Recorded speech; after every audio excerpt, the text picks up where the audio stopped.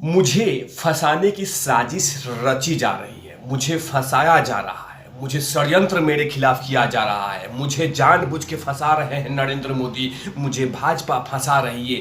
ये तमाम बातें मुख्यमंत्री पंजाब के चन्नी कह रहे हैं। नमस्कार, आप देख रहे हैं तिवारी भैया, मैं हूं वेद प्रकाश। 5 जनवरी की जो घटना घटी थी उसके बाद लगातार चन्नी आके प्रेस कॉन्फ्रेंस कह रहे थे माइक लगा के कि हम इसमें शामिल नहीं है, मेरी कोई गलती नहीं है, मैंने कोई गलती नहीं किया है, मैंने आज तक ऐसा सोच भी नहीं सकता प्रधानमंत्री नरेंद्र मोदी के बारे में। लेकिन अब कह रहे हैं कि मुझे फंसाने की साजिश रची जा रही है, मुझे षड्यंत्र मेरे खिलाफ रचा जा रहा है। ये तमाम चीजें भारतीय जनता पार्टी जानबूझ के कर रही है। ये तमाम बातें चन्नी इसलिए कह रहे हैं कि उनके घर में खजाना मिला है, अब वो भी ईडी को, अब वो भी छोटी मोटी रकम नहीं, 10 करोड़ रुपए, 10 करोड़ रुपए, 22 लाख के सिर्फ सोना मिला है, 22 लाख के सिर्फ सोना और 10 करोड़ रुपया कैश और 12 लाख के घड़ी। ये चन्नी के रिश्तेदार के घर में ये छापे में ईडी को मिला है। और जैसे ही ये अमाउंट मिला तो चन्नी कहीं ना कहीं घबरा गए और लगातार प्रेस कॉन्फ्रेंस में यही कह रहे हैं कि भारतीय जनता पार्टी नरेंद्र मोदी मुझे फंसाने की साजिश रच रहे हैं।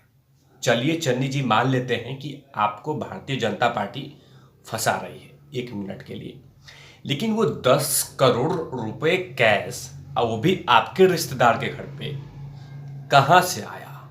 कौन सा इनकम है?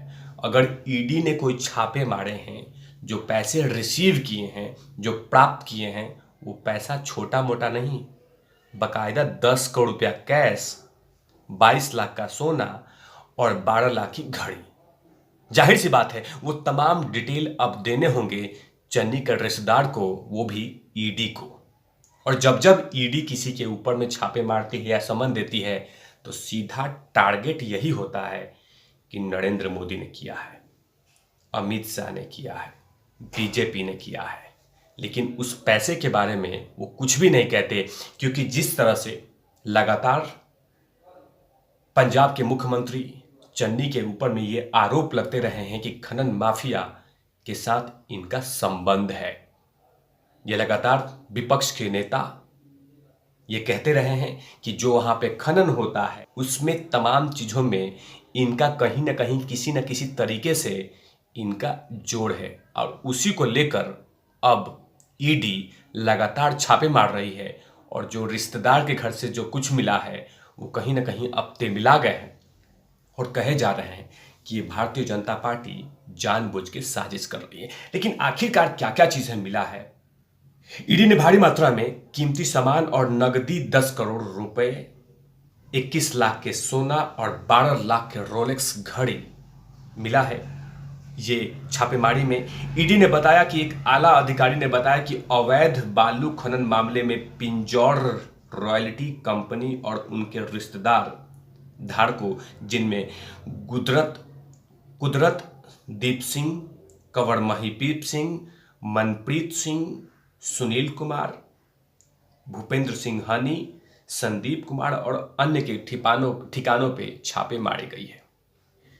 लेकिन जो लोग आरोप लगा रहे हैं उनको यही नहीं पता है कि 2018 में भी एक टीम छापे मारी थी। जो लोग ये कह रहे हैं कि भारतीय जनता पार्टी जानबूझ के ऐसा कर रही है, लेकिन इसी मामले को लेकर जांच करने के लिए 7 सदस्यीय टीम ने छापे मारे थे 2018 में।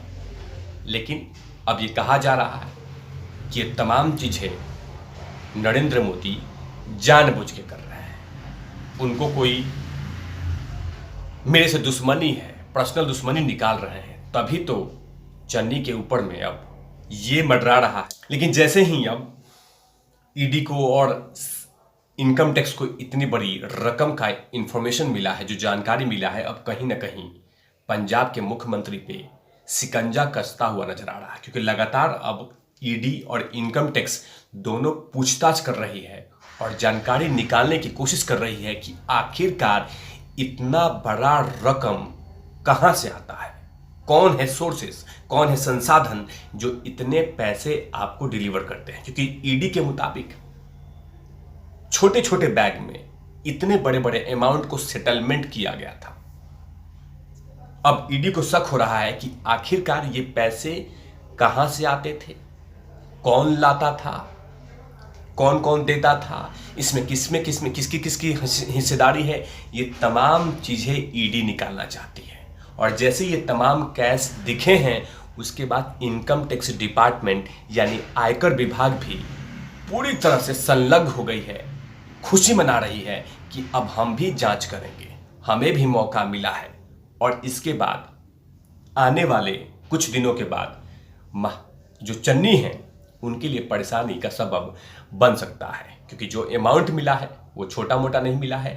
अब वो तमाम जितने भी लोग हैं वो कहीं ना कहीं किसी न किसी तरीके से पंजाब के मुख्यमंत्री के रिश्तेदार हैं, रिलेटिव हैं, और उनके घर से इतनी बड़ी अमाउंट मिलना कहीं ना कहीं शक जाता है कि तमाम पैसे हो सकते हैं कि पंजाब के चुनाव में इस्तेमाल किया जाए। और उससे पहले ईडी ने सर्जिकल स्ट्राइक करके इन तमाम पैसों को अपने कब्जे में लिया है, और वो तमाम जांचें इन्वेस्टिगेशन कर रही है कि आखिरकार ये पैसा कहां से आता है, कौन लाता है। क्योंकि जो आरोप लगे हैं खनन माफिया को लेकर, वो कहीं ना कहीं आरोप सिद्ध होते हुए नजर आ रहे हैं, क्योंकि पंजाब में नहीं पूरे देश में अवैध खनन चलता है, जिसको लेकर लगातार शिकायतें की जाती हैं, लेकिन कार्रवाई कुछ भी नहीं होता। लेकिन जिस ऐन वक्त पे ईडी ने चुनाव के पहले जो कार्रवाई किया है, उससे कहीं ना कहीं चन्नी घबराए हुए हैं, और यही लगातार कहे जा रहे हैं कि मुझे फंसाने की साजिश हो रही है, मुझे घेरने की साजिश हो रही है, मेरे खिलाफ षड्यंत्र हो रहा है। क्या चन्नी जी, जब आपके बारे में बात आए तो फंसाने की साजिश हो रही है, साजिशें रची जा रही है, भारतीय जनता पार्टी कर रही है, और जब आपने नरेंद्र मोदी को उस फ्लाईओवर पे 20 मिनट के लिए रोक दिया था तो कैसा लगा होगा।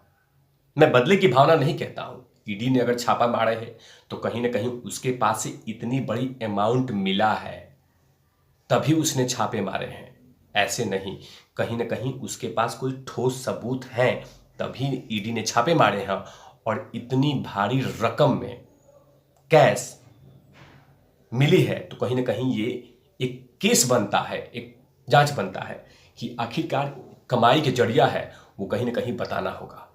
इसी को लेकर अब कहीं ना कहीं चन्नी परेशान है, और आने वाले कुछ दिनों के बाद पंजाब में चुनाव है, और इसी को लेकर भारतीय जनता पार्टी और आम आदमी पार्टी लगातार चन्नी पे हमलावर हो गए कि आखिरकार इतनी बड़ी रकम, इतनी बड़ी पैसे आना, और वो भी आपके रिश्तेदार के पास, कहीं ना कहीं सवाल उठता है कि क्या अवैध खनन में आपका भी हाथ और शरीर था।